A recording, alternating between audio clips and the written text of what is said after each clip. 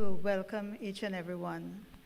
It's good to be in God's house and to give him thanks and to praise his holy name. And so, extend a very warm welcome to us this morning. We're not able to meet and greet and hug and whatever, but just turn to the person next to you and say, welcome to church today. Hope you had a nice week.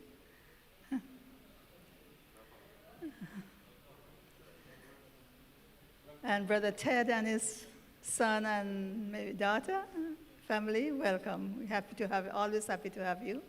And Brother Isaacs, welcome. Happy to have you. I don't know if there's anyone else. Not yet. But God is good, and he has a wonderful blessing in store for us today. At this time, I'm going to invite Brother Brown to come and give us our feature for this morning.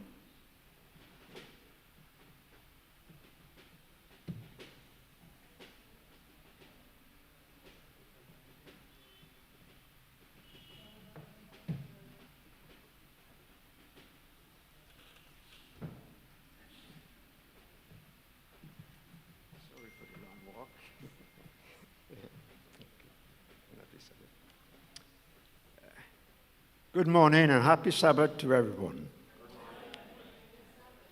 Sabbath is a great day. It's the day that we all look forward to the end of the week. And it's wonderful to come into the house of God on Sabbath to praise him.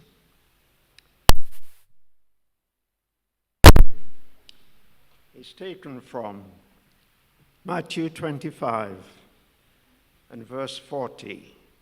Thought for today, Matthew 25 and verse 40.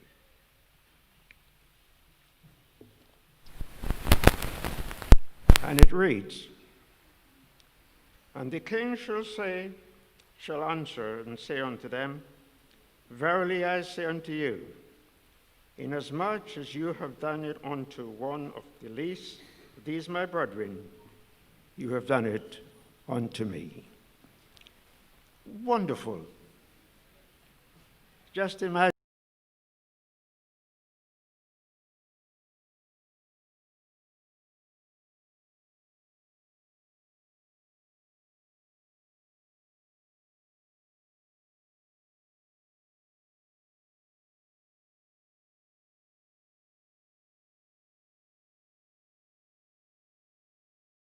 a few numbers, not the millions as we have today, have turned the world upside down. They did it by seeing the people through the eyes of Jesus. They have seen them as what they could be, rather just who they were. They went about rescuing the perishing. They went about caring for those who were suffering. They went about saying, Jesus is merciful. They went about saying, Jesus will save. And we as a church today called to say the same thing. It is the same message. Rescue the perishing, care for the dying. Jesus is merciful. Jesus will save. Remember, the thought for today is, inasmuch as you have done it unto the least of these my brethren, you have done it unto me, said Jesus. The story in Matthew 25 has three sections. The first is the 10 virgins. The second is the talent. And the third is what I like, is the sheep and the goat. And of course I have sheep, so I identify with them. I see how they behaved. Good. They respond to my call. They say, come, and they come, and so on. I haven't got goats, but I'm told that they're a bit more stubborn. It's important to notice that in each one of these, they had to do something. They are called to do something. The 10 virgins, if we just take them for a moment, they're to wait for the bridegroom to come. They were all in the same church, in the same party, in the same whatever it is. They were virgins. They were all, if we say, called Christians then. But something was lacking. They went and they waited. And as you know, 5 of them, that's 50% of the whole thing, 5 of them made a great error. Didn't have the extra oil in their lamps.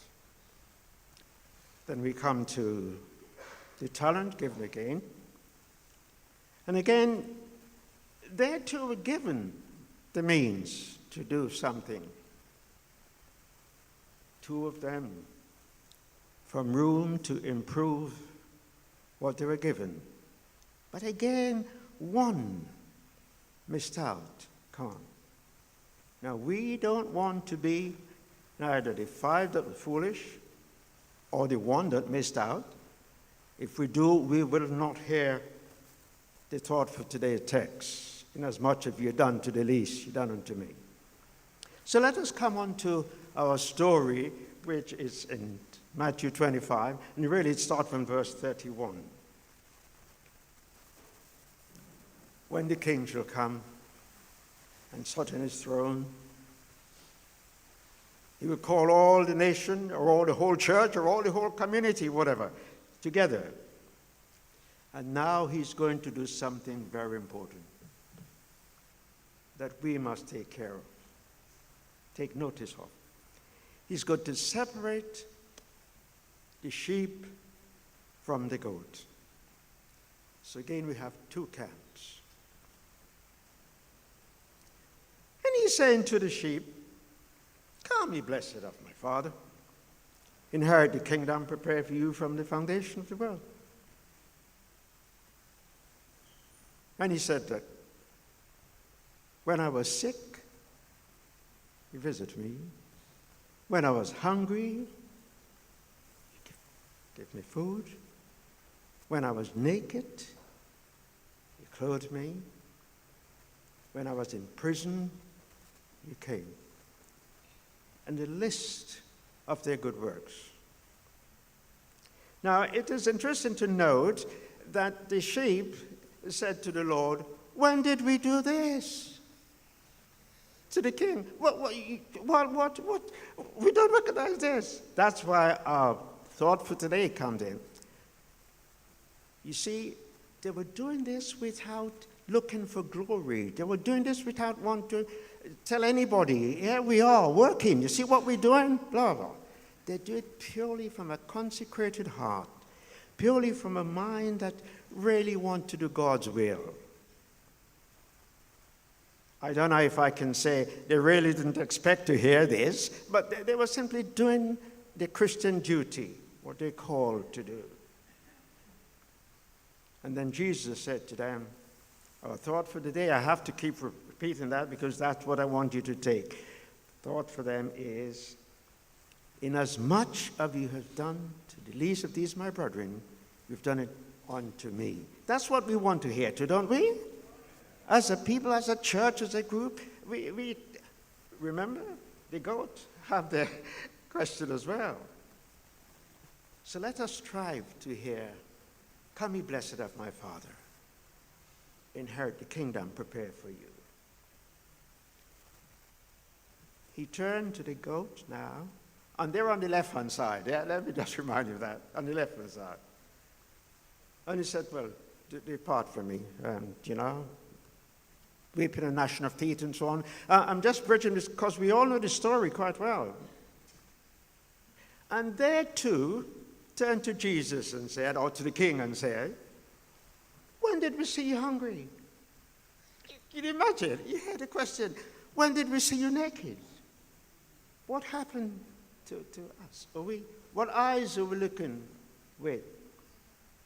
We didn't know you were in prison. In other words, they were blanks throughout all of this. Although they worked together, because when the king came, he separated them because they were one group. We don't want to be in the group that is on the left-hand side.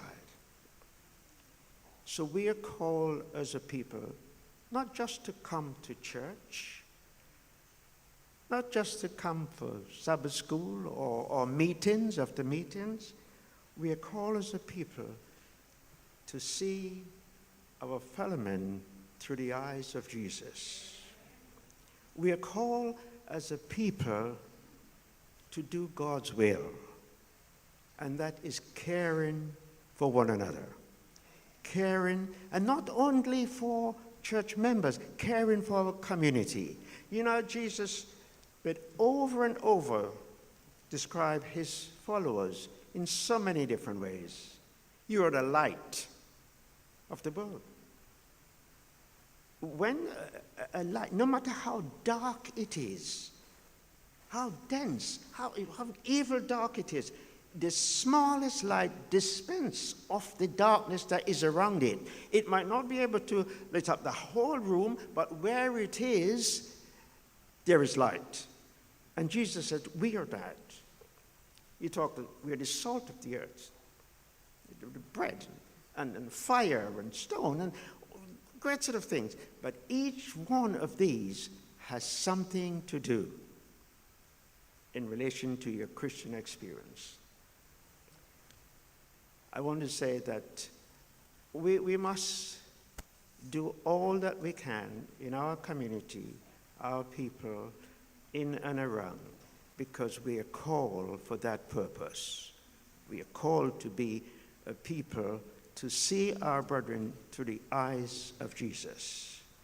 And let us just go back to our thought for the day text, because we would, all of us, I'm sure, I would, and everyone, love to hear this from the king or from Jesus himself, saying, and the king shall answer and say unto them, verily I say unto you, inasmuch as you have done it unto the least of these my brethren, you have done it unto me. Wouldn't that be wonderful to hear that? May God bless and keep us to that. Thank you. Cal? Thank you very much, Brother Brown. A very wonderful thought for today.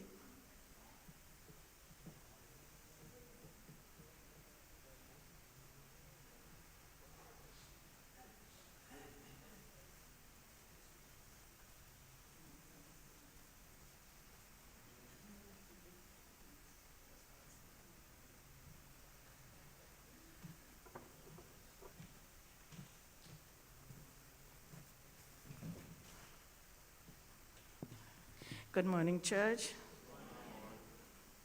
Aren't you happy to be in church today?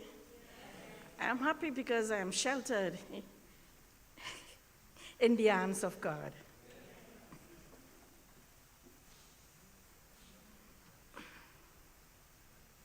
I feel the touch of hands so kind and tender. They're leading me in paths that I have trod. I have no fear when Jesus walks beside me, for I'm sheltered in the arms of God. So let the storm rage high, the dark clouds rise, they won't worry me, for I'm sheltered safe within the arms of God. He won't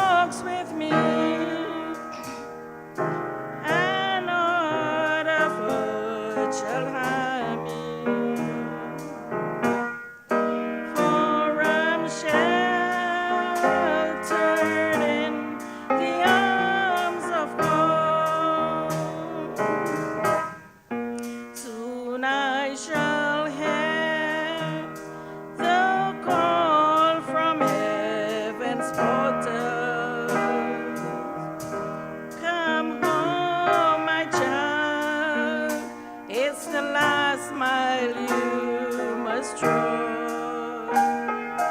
I'll fall asleep and wake in God's new heaven,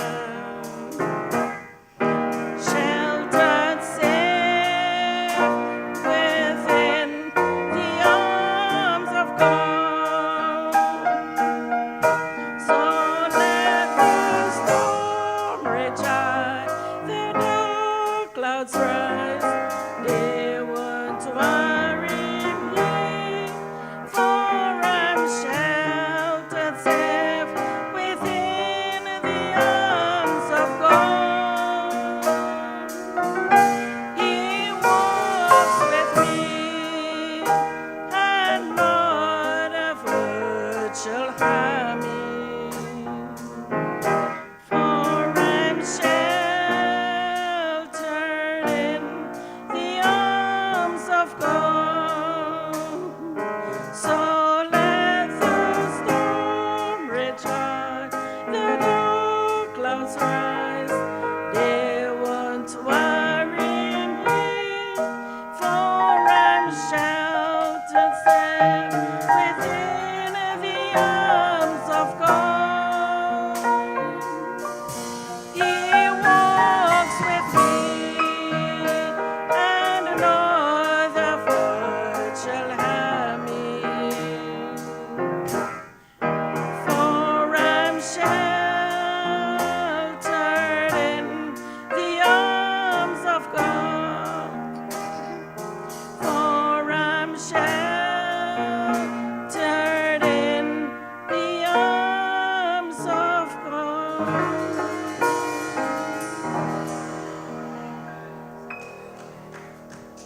Thank you so much, Sister Cow. We are truly sheltered in the arms of God, aren't we? Amen. Thank you, Sister Cow, and thanks to Brother Brown for the wonderful way you have helped me with Sabbath school this morning. Next, we're going to ask Brother Branson to come to take the lesson discussion. I just want to remind us that our theme for Sabbath school is love, care, and share. And even though we have not been, practicing it for a few months, I just want to encourage us that, as a people, we need to show love and caring and share what we have with others. And so next Sabbath, being the first Sabbath in the month of September, I'm going to invite us all to bring something to church that we can share with someone. Thanks so much.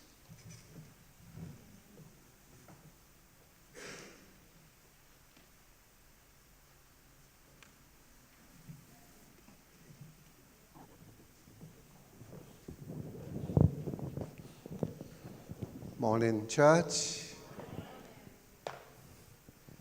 Pleasure to be in church this morning on a very bright and beautiful Sabbath day. The lesson this morning is entitled Developing a Winning Attitude. I think this morning's lesson is a very important one. Do you think? I think it's important because of the importance of having the right attitude to life, to our circumstances, and towards each other. Don't you think? So I'm going to repeat that because I want us to understand the concept of having the right attitude. The right attitude to our circumstances, because we can see in our circumstances problems or we can see challenges. And there's a major difference in that. Because if your circumstances, you see, as problematic, we know that problems can lead to depression. Or you can see in your circumstances a challenge. And we know that if you look at your circumstances as a challenge, that there are solutions to every challenge. So it all depends on how we look at our circumstances in life. But this morning's lesson is going to focus more so on how we see each other. Okay? It's important for us to understand in today's lesson, and Brother Brown said it right in his presentation earlier. Brother Brown said, see people through the eyes of Jesus. And the lesson in a way focuses a great deal about the way that Jesus saw people, right? So I think this morning we can gain an object lesson from the way that Jesus looked at people generally, you know. And we're going to go into some detail as far as that is concerned. But I want to ask you a question this morning concerning the point I was making concerning the importance of circumstances. Concerning the importance of having the right attitude in life. Anybody want to comment on that or ask a question? The importance of having the right attitude in life. How important is that? Anybody care to comment?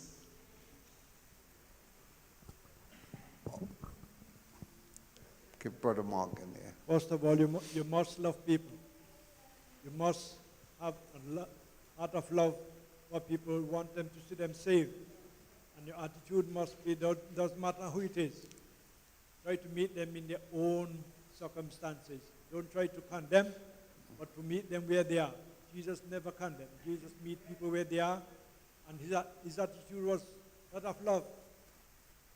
We got to develop the same type of attitude so that we don't condemn, but we try to reach people in their own circumstances and try to help them to know there's a better way to live than the way that they are going. If you see them going down the wrong road, it is our duty to point them, not to condemn, but point them in the right direction. So you must have an attitude that you want to see people saved in God's kingdom. Right. Thank you, Brother Morgan. I think Brother Morgan made two very important points there. Attitude is influenced by a heart of love. That's a very important point, Brother Morgan. And the lesson also cited the importance of humility as we seek to develop a right attitude towards our fellow brothers and sisters. Brother Brown. I think attitude can destroy even the very best effort, type of attitude you have. For example, you can be very right, I can be very right in saying something to Brother Morgan. It is right, it is good, it is proper, but the attitude that I use to get that across to Brother Morgan can destroy all of that, all of the goodness of it. I think in the lesson too, it referred to, you can, if someone just come from a funeral and you're talking about my aunt is in heaven, and this time and so on, enjoying the blessed of heaven, and based on our belief, is that the right time to say, to give a state of the dead lecture, study? Is it? So you have to be guarded with common sense to understand how to present something, when to present it, and in what note and attitude to present it. Okay, thank you, Brother Brown. Anybody else care to comment? Okay, all right. So let's and Brother Morgan did touch on some of the issues that came out of this week's lesson concerning seeing people through the eyes of Jesus. Okay,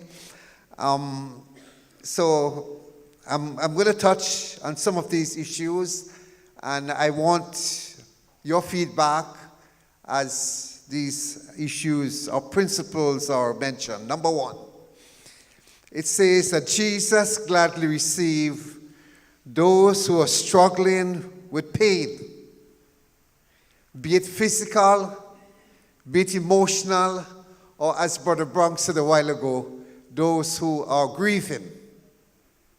Okay? So that the point is made that Jesus gladly received those who are struggling with pain, irrespective of what that pain might be, right? Because sometimes people don't always show the pain that they go through, right? And we have to be sensitive about people. Sometimes we bypass people and we don't know what they're suffering, what pain they're feeling. So I think we need to start by caring. You know, the question is often being asked, is the church a caring church? And we always say, yes, the church is a caring church, right? But in this week's lesson, the point is brought out that Jesus cared deeply.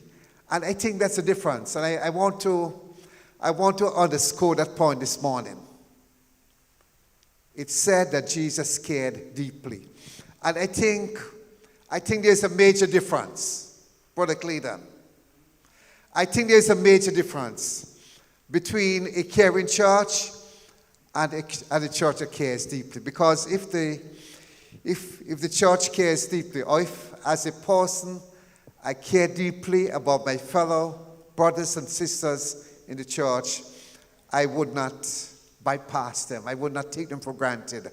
I would not pass without greeting, for example, right? So I think it's important this morning for us as Christians to have the same approach as caring deeply for each other. Sister Top.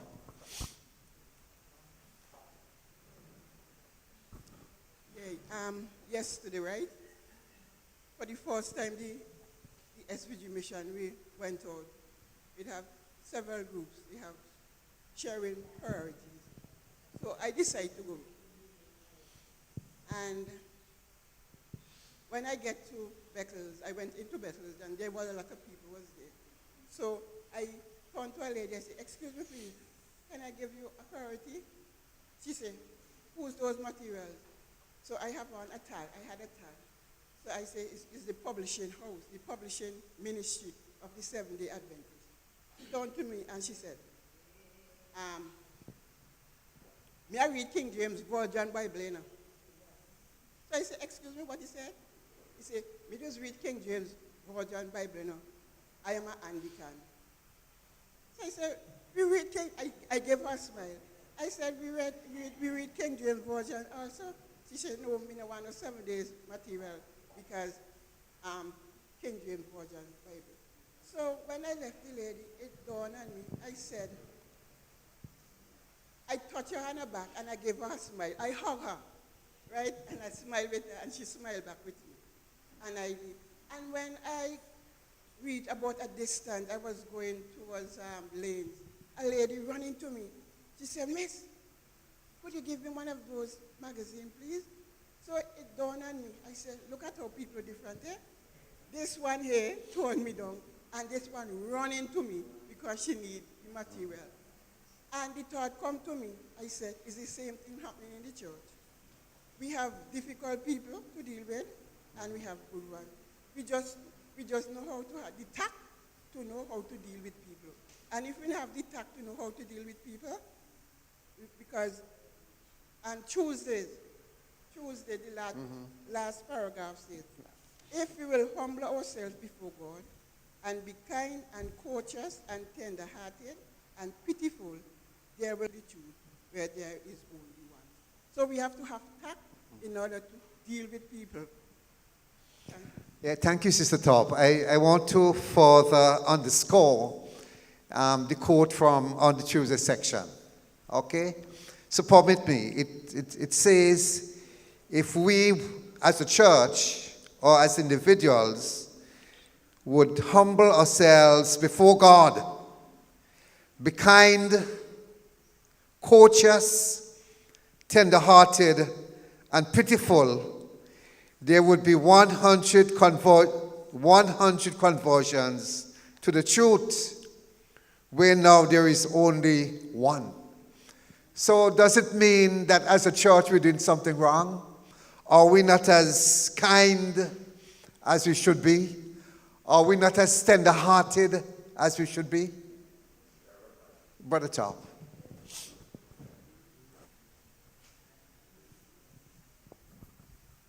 just want to say something that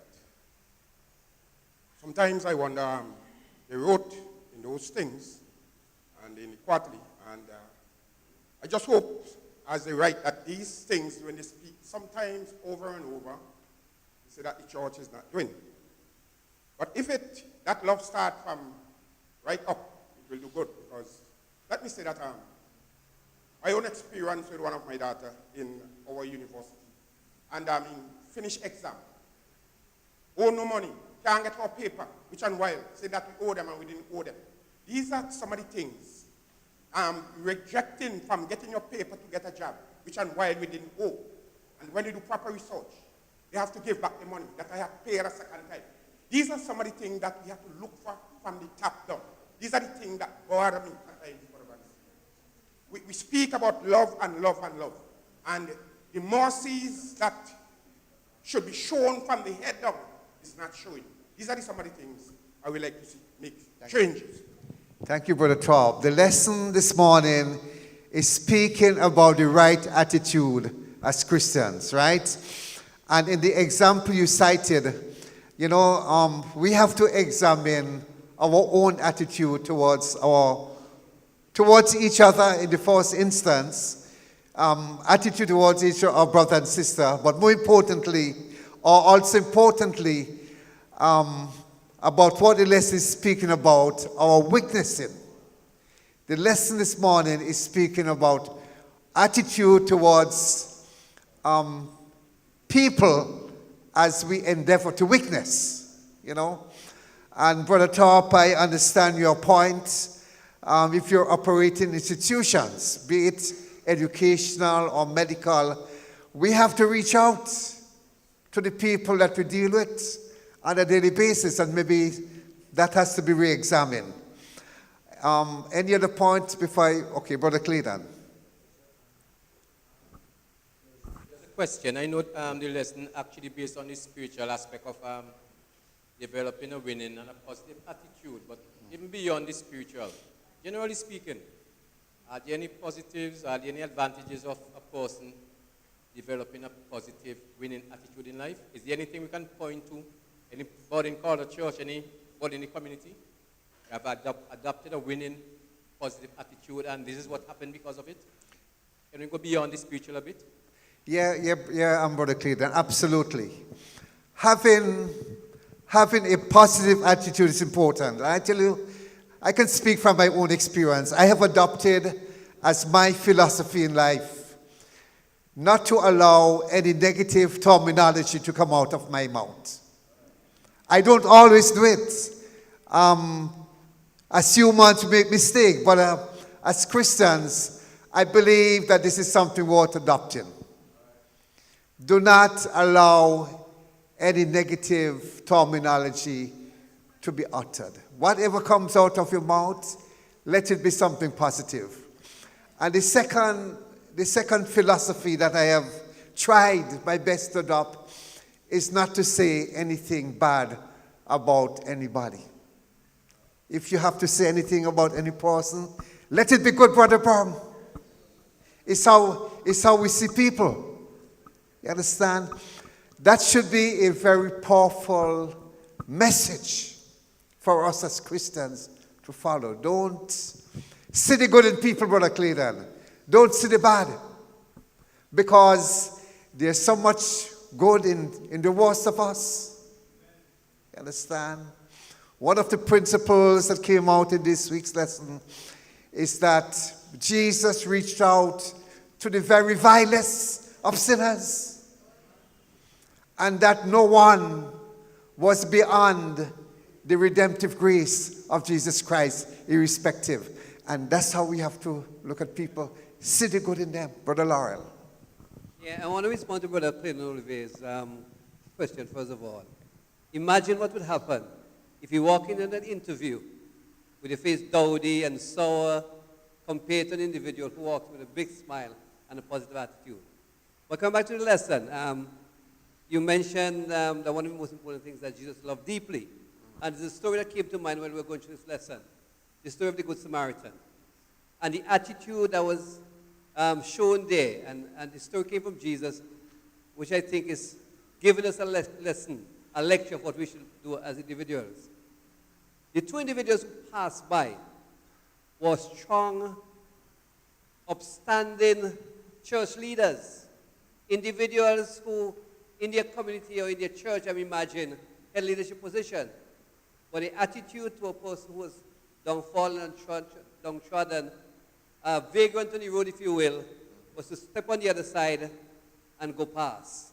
The individual who stopped to help was an individual who was seen as an outcast. But his attitude was one of acceptance rather than condemnation.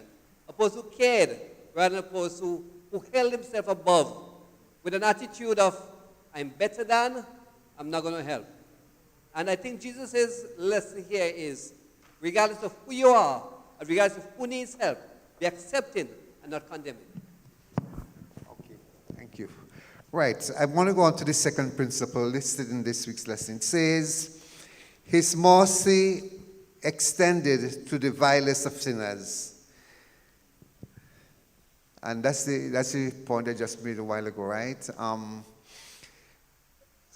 Anybody want to comment on this? Okay. Let me move on to the point. He saw in every human being one created in the image of God. And I think that's an extremely beautiful thought this morning. Because, you know, the human family, the human race for that matter, we have all been messed up because of sin, you know, physically and otherwise. I mean, sometimes when you see the behavior of some people and you're tempted to look down on these people and to cast condemnation.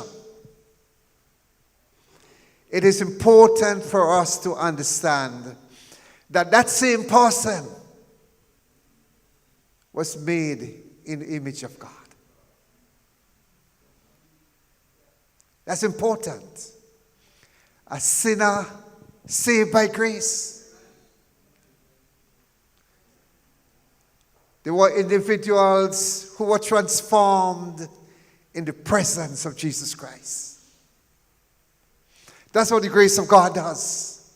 It transforms and elevates. And that's how we have to begin to look at people.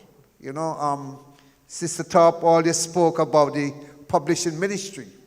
You know, I sold books for a couple of summers to pay my way through school.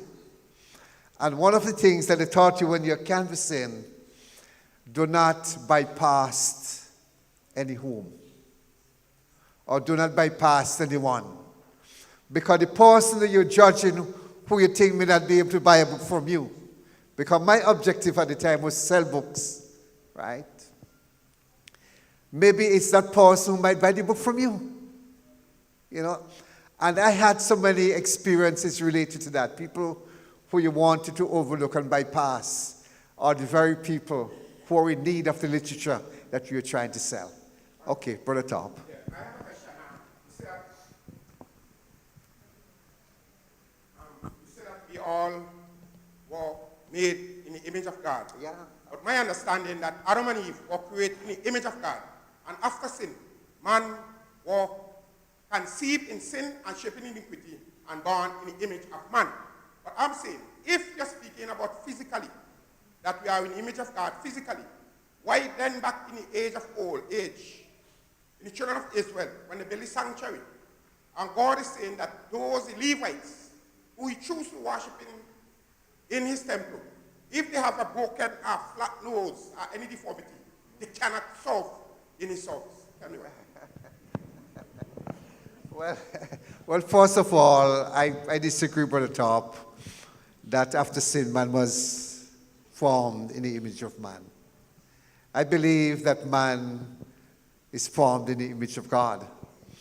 But as I said earlier, that perfect image has been distorted by sin. You know, man's physical being was distorted. man's nature, man's very nature. So whereas there was an inclination towards good, there is now an inclination towards bad.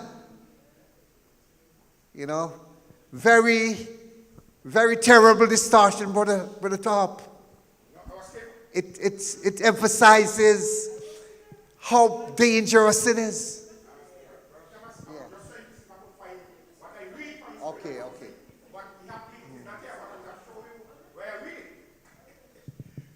Okay. Okay. But in spite of the deception, man is still made in the image of God. There is all of the, there is still all of the beauty of God's creation in man. Perfect. Brother Morgan. One of the things you must remember, when sin came in, man's ability to be like God dropped a little bit. In Psalms, the book of Psalms 6, that man was made a little bit lower than the angels. With all the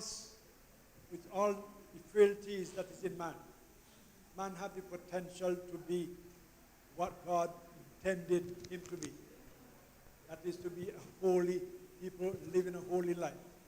Now we are sinners. Every single one of us are sinners. But I always say to people, don't look at the bad in somebody. You'll always look at, find fault in everybody. Every time you look at one another, you'll always see the bad. Always look at the good and try to help that person live above the bad and do that which is right. Because none of us, not one of us, can say that we are righteous in God's sight. We are sinners saved by grace. Thank you, Brother Morgan. Your theology is very good. Brother Laurel. Yeah, Tuesday, first line. Let me preface that by saying, whenever we speak evangelism, we hear go out into the community, befriend individuals. Don't just go out and try to pull them into church. Befriend them, and then you can invite them in. First line says, friendship alone does not win people to Christ. Expand on that, please. Okay, anybody care to comment on the question raised by Brother Laurel? Brother Brown.